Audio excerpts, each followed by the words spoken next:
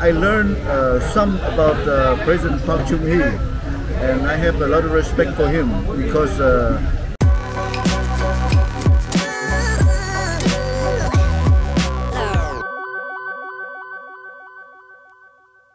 now we have an interview with Mr. Tom Nun, owner of the Wang Eng restaurant.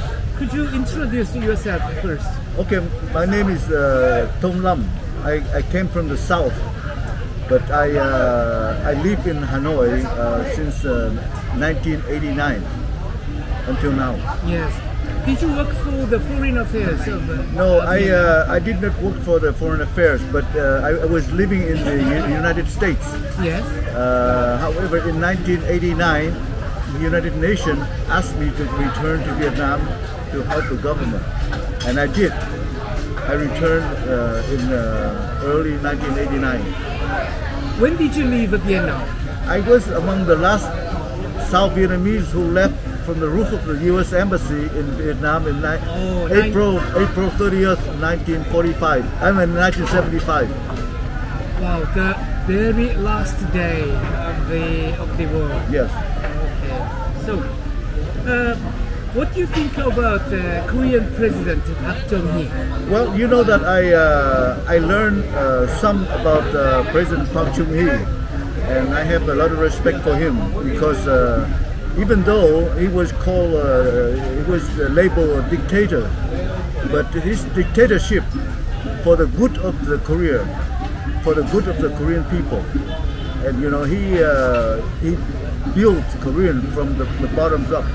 And you know, he served very effectively from 1963 until 1979, and I think that Korean people are very lucky to have President Park Chung-hee. He had his dictatorship was built during his regime to keep the Korean people in line, disciplined, and concentrate on building Korea, South Korea, and I think that he did a tremendous, a beautiful job to get Korea what it is today. But some a part of Korea younger generation blamed Park Chung-hee as a serious dictator.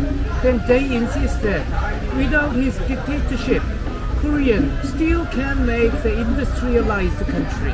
What do you think about it? I think it would be very difficult because we have to have discipline in the society in order to improve and build the country. Without discipline, you cannot do it. And President Park Chung-hee imposed a very strict discipline. You know that he exercised his experience in imposing discipline to build the country, not for himself, for the country, for the Korean people. And I think that the Korean people are very fortunate to have a person like Park Chung-hee. Wow.